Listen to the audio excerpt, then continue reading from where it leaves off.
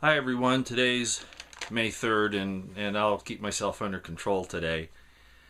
I'm going to basically concentrate on the subject that I talked about in my last video, but I am going to go through a couple of things real quick.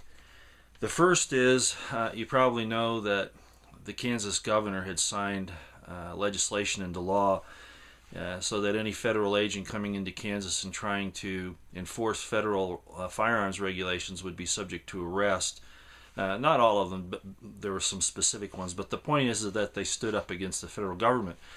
You know, Utah had a bill like that. Texas had a bill like that. Wyoming had a bill like that. And I know there's some others. I think the ones in Utah and Wyoming did not make it. And you'll never guess why. The Republicans stopped it.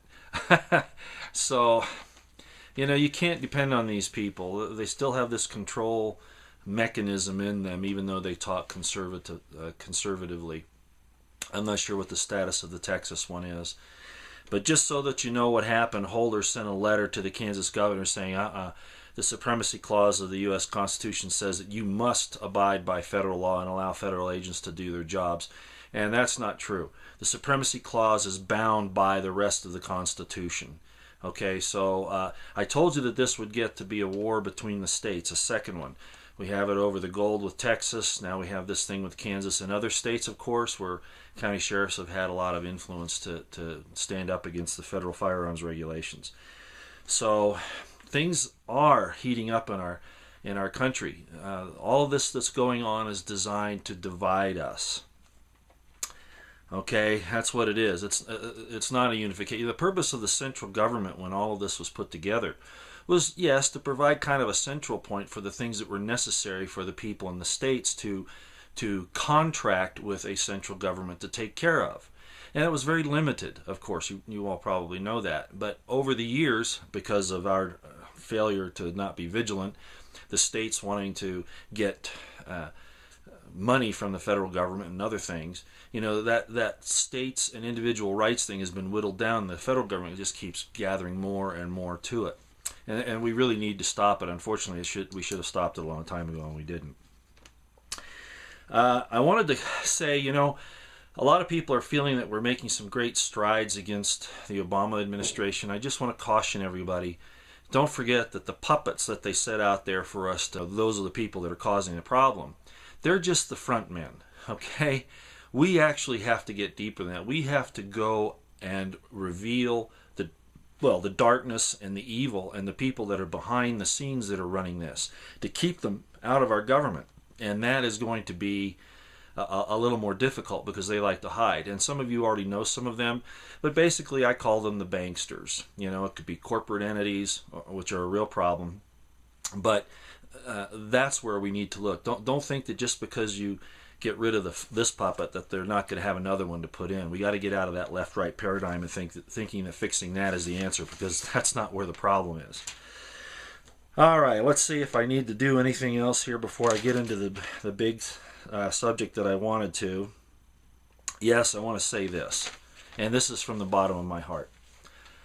I've written responses to a couple of people, but you know, I never thought I'd have so many people that would come to my side and offer the type of emotional and spiritual support that you have.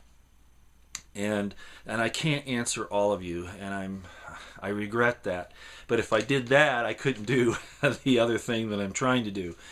So I just want to thank you all for being there, for encouraging me. And I know there are people that don't disagree with me, and frankly, or that do disagree with me. And even the people that disagree with me, I appreciate that you bring up your points, because in order to solve this thing, we really do need to look at it from a lot of different angles. And so I don't take personal offense to somebody saying, well, hold on, Roy, you know, look at this, or, you know, you've done this. Where I'm going to have a problem with you is if you start name calling, and then we're going to lose communication. I'm also aware that I have what appear to be supporters out there that are actually government operatives who face off to the ones that act nasty to me. I'm familiar with Mutt and Jeff routine, and I'm going to just tell those guys up front right now, if you've taken an oath of office, abide by it. okay? If you haven't, you're doing criminal things, okay? And what you see is what you get, okay? Everything that you ever want to know about me is on my channel, okay? In one form or another, it's there, okay? So you're not going to blackmail me. You're not going to shut me up, you know? I've learned a lot over my years, okay? And I've been on both sides of this fence of the government. I've been its victim, and I've been its its employee, okay, its agent. So you're not going to get me anywhere. So you might as well just stop, okay? I'm an open book, all right? But I am emphasizing certain things right now. And again, for you people that are there helping me to dispel all the fog of war that's going on to get to the truth, I want to thank you for being there. Okay. United States Constitution. You know, yesterday I got upset because the U.S. military did this thing where they say that they can court-martial people who talk about their religion to other people. Now, there's a thing called employ the least amount of force possible. Okay, that's a principle of law of peace officers. It used to be. Now it seems to have gone the other way. But I want to take it from that angle. You know, you don't need to court-martial somebody merely for talking to another person about their faith. That's way over the top. That's designed to shut people down. That's designed to shut the faith down, to intimidate it, no matter what it is. Okay? And I think you all realize that. If somebody is trying to push their faith on somebody and it's starting to cause a problem in a military unit, you tell that person that the people that they're talking to don't want to hear it, okay? And to go away. And if they don't, after being told that, then you go after them.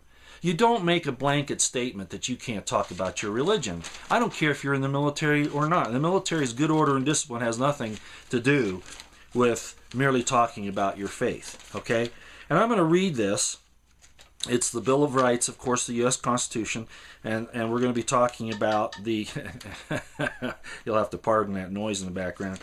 You'll have to bear with me for a minute. This is the First Amendment to the Constitution. This is in the Bill of Rights, and this is where this particular thing applies. Now, you'll remember that we've said that once they go after the Second Amendment, well, they went after the Fourth with the Patriot Act and the NDAA and all those, and then they started going after other things, Second Amendment, and now the First Amendment, the freedom of speech. So I'm going to read this to you real quick, okay? This is the First Amendment, and you all can look this up. Congress, okay, shall make no law respecting an establishment of religion or prohibiting the free exercise thereof, or abridging the freedom of speech, or of the press, or the right of the people peaceably to assemble and to petition the government for a redress of grievances. Okay? Congress.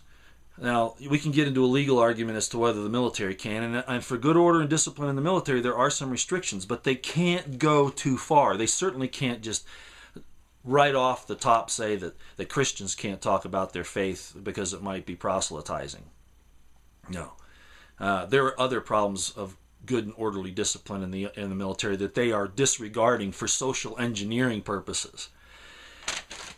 And I won't go into those right now, but if you use your head and look back about some of the things that I've talked about, the way that they've, brought women into the service, and now, and I'm not gay bashing. I don't care if you are, okay? But they make special privileges to people like gays, and the military will allow you to marry a gay partner in certain states, and it'll be everywhere eventually. Well, they do these things for people like that, and then they turn around and they call Christians terrorists and that they can't discuss their faith. So the good order and discipline in the Army, I frankly, and I'll just be upfront with this, okay? When women first came into the service, okay, I mean, my mom was a whack, okay, in the Second World War, so, and most of you who listen to my videos know where I'm coming from here. She was the one that instilled in me that it was a bad place for women, and she had been there. She was an officer under President, at the time, General Eisenhower. So, I'm not coming from this from just a viewpoint without any, logic or reason behind it. And she's the one that instilled in me that it was a bad idea, and I won't go into all that. I've kind of mentioned it before. But it does cause problems. We had a love triangle. I think it was at Fort Gordon, Georgia, where one guy shot the other two, the female soldier and the guy, and then himself, I believe, is what happened. But the point is, this happens everywhere. Private Jessica Lynch talked about some of that in some of her later commentaries on what happened to her. It's rampant in the military, and that breaks down order and discipline. The gay thing is the same thing. Do I want to be in a foxhole, having to do the things that, take care of bodily functions in a foxhole, knowing this guy over here is looking at me as a piece of meat? They'll say, no, we don't do that. Oh, I'm sorry. I've had a lot of experience with this, and I'm going to say it again. I don't care if you're gay, but I am a dedicated heterosexual. I am not, all right, going to change that. I'm not a potential convert, okay? And a lot of gays think that only difference between, and again, I'm not bashing, but I just want to tell you, you can see how this can interfere in good order and discipline in the military. You're afraid to do certain things because you don't know how you're being viewed by this guy. Now, you could say, well, closet gays would cause the same problem. The problem is the establishment's giving it credence, and that's the problem. Because then they think they can go ahead. Anyway, good order and discipline isn't the reason why they did this thing about Christians. Okay, I read this thing on the First Amendment. You see, and I just talked about all that because of the right to peaceably assemble, the right to redress of grievance, the right of freedom of speech. Okay, all of those things, the freedom of religion, and that the Congress can make no law respecting it or prohibiting the free exercise of it. Okay. Those are important concepts. And what's happened in this country is they are making laws. And the DHS calling Christians terrorists, that's not a law, but that policy can be moved into law like it is in the UCMJ now in the military. It is a problem, absolutely. And it's going to get worse. Okay. Maybe I didn't explain all that well, but I wanted to say this. I mentioned the Bohemian Grove, and in some of my other videos about what they do there. And you've got to understand that this is the spiritual, I don't even call it that, this is the religion of the people that are running our country. They might pose as Christians, they might pose as Jews, they might pose as any number of things, even atheists. But if they go to the Bohemian Grove, and a great number of them do, or at least sympathize with that, that is the fire of Molech. They worship the owl, the symbol of Molech. It's kind of a rendition of the old Baal, and that's why I put the two together. And they actually believe it. They actually cremate a little baby doll. And they might do real ones for all I know. But what grown man in his right mind is going to do that? Unless there's an evil purpose to it. And there is. It's to do away with their conscience. That's what the cremation of cares about. And I've talked about that before. So my concern yesterday was looking at this and seeing that not only do they do this in secret, but they're the worship of their god entity, Molech and Baal, Lucifer, all kinds of names you can call it.